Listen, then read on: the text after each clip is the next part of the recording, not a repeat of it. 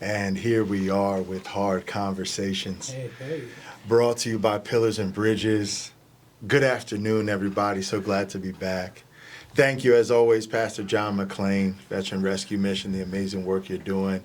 Amen. I'm your host, Aaron Scott, my co-host, Brother Tony Ruffin, How you doing? and this awesome guest that we have with us today, Brother Enrique, coming from Just Communities. So, real quick, as y'all know, we understand that sometimes the most important conversations are the hardest ones to have. I know that's right. Come on, man. Mm-hmm. But without having those conversations, without being able to make a safe space where people can be heard and where we're showing up to listen, but not just respond, that's the way we can really start to get to some change. You know, and I'm really excited to hear about Enrique, to hear about and share with y'all some of the great work they're doing there at Just Communities. I know one of the things that stands out to me so much is how y'all saying, you know, we are here to ensure and uphold the dignity of each individual. That's right. And we recognize that, you know what, punishment is not necessarily the answer to safety, but rather connection, relationship building. You know, so we're going to get into that more, for sure. But just want to talk with the people a little bit, man, about you. You know, who are you, brother, and why are you doing this work that you're doing? Get to know me a little bit? Yeah, man. All right. Well, I got a hyphenated last name. I'm an only child. I got a pug. My name's Enrique Alan Olivares Pelayo. 33 years old, community organizer here in Tucson, Arizona for Just Communities Arizona. My other hat is as a doctoral student in geography at the University of Arizona. My other hat is as a loving husband. The most important hat. Yeah, that's right. the biggest hat. And life's good, man. So I think that, like, what brought me into this work. Right. That's the question. Let me put it like this, right? You know, and John brought this to my attention. It's beautiful how because he's been rocking and rolling in radio for years and years. But Shout he put out it to like Brother this, John. Right? Yeah. Pastor You. John.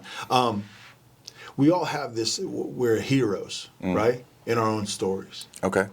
And it's our testimony, it's our life experiences that have brought us to the point that we are, and those stories are very much hero stories.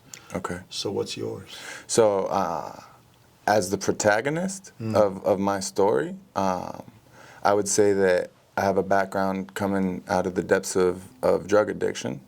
No stigma attached, no shame attached, because today I field calls all day from people who need my help. Yeah. And I get to help.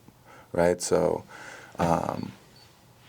spiritually, I'd say that, like, that is how I walk this earth, right? As someone who's down to help and get their hands dirty, because I've been there and I've done that, and I know that, like, you can't shout someone up out of a hole. You got to get down in the bottom of there with them and Come on, let's climb tell out. them how to climb out. Yeah, I can definitely relate to that, man, because, like, for the longest, I was the villain of my story. You know what I'm saying? Yeah, anti-hero. Until I actually came to grips with that, man. You know, nothing that I wanted to do was ever gonna work. So, just understanding that sometimes, you know, to get to being the hero, you actually got to start out and recognize that you're the villain. I appreciate that. You know, that's something that somebody as young as you, man, for real.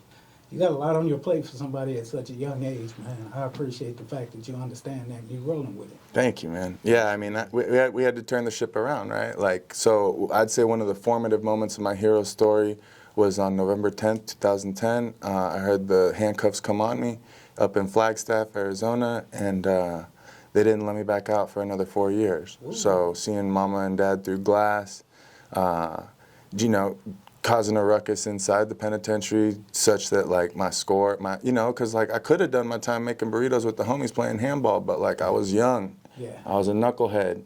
I thought that because I was in prison meant that I had to act like a villain, like you said. If you don't mind, about how old were you when that happened? 20. Wow. I felt way younger, though, because, like, the only thing I'd known was shooting dope. Wow. Right, and when that's the only experience you have, chronologically, we're moving along, right? I'm 18 plus, I'm 20, going on 21, yeah, but my life experience is like stopped in middle school. Yeah. Right? Yeah, man. Exactly. And so the education that I was receiving inside the prison system was only helpful inside the prison system. right? Like I would say that those skills were important. I would not, downplay any of what I learned. But they're a very limited utility in the free world, right? Like you don't get to just mad dog somebody and eat their lunch at the restaurant. There's a reason why they call it gladiators. Yeah. That's all I'm gonna say. Yeah. Those are the skills you learn. So there's a reason for that. And so, like I got hit when I was sitting in a place called Browning Unit, which at the time was like the end of the road, right? Like do not pass go, do not collect $200. It was like 23-hour lockdown, isolation yard. And like twice a week I'd get cuffed up and taken to a concrete pen, and I could play handball by myself if I wanted to. And the rest of the time I just had to sit and think. And so I made a couple promises to myself, like strung out people do every day, that was the last one, right? Like that was the last bag. And I was able to keep that, I think, by the grace of God. That's my experience. That's Amen. my testimony.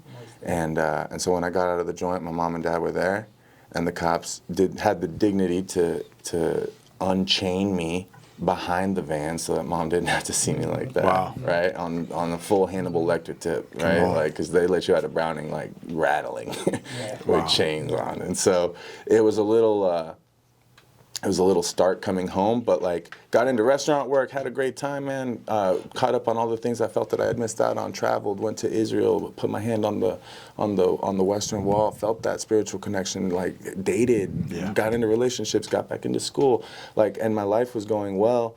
But like I was missing a part of the puzzle, right? Which for me was a spiritual connection. And so once I found that, things started to really click for me. I was able to like put down, because like I also didn't have respect for like some of the softer substances that are legal. Right. I was like, I'm never doing that other stuff. Yeah. But this other stuff seems fun, sophisticated, right? So when I was able to finally put that other stuff to bed too, and recognize that for me, I'm on a path of total abstinence, that's when things really started to click for me. And so I'm sitting on the couch in the pandemic, scrolling Facebook, and I see American Friends Service Committee is hiring a reframing justice organizer. Lived experience is a plus, right? Well, that's what the folks call like ex-cons, right? Like ex-con, Lived ex-drug you got lived experience.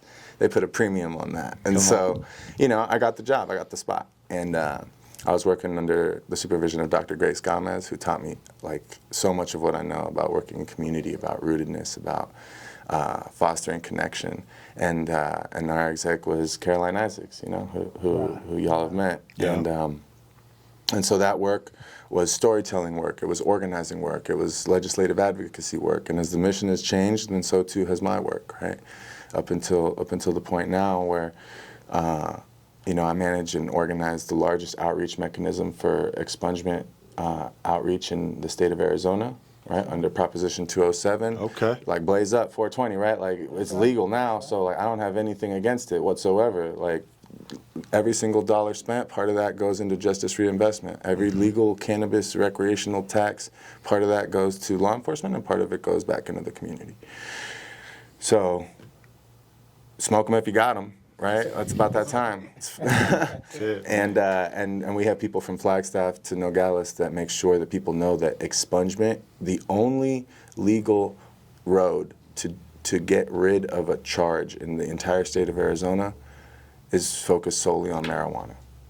So you can't get anything else off your record in this state, but you can get possession charges off your record. You can get miscellaneous paraphernalia charges, and that work is happening statewide through a coalition of free legal services. Okay. And then my other work, the work I'm very excited about, are called community safety incubator projects. Yeah. Now these are funded through the same monies, justice reinvestment monies.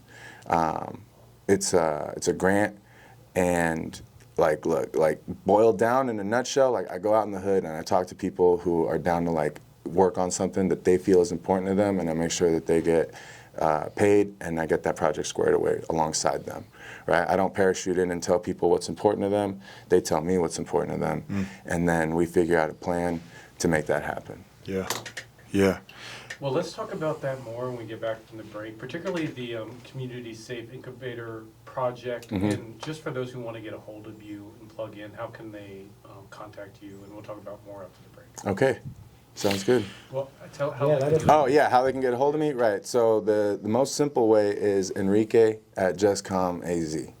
All right, that's my email, and then you'll be talking right to me. That's it, man. And what's the website for JustCom? JustCommunitiesArizona.org. Okay. Awesome. Thank you so much for being here. We're getting ready to go into our break. We'll be back with you shortly, and we'll be hearing more about the community safety incubators with Just Community. Thanks, man. Just Community Arizona. Thank you.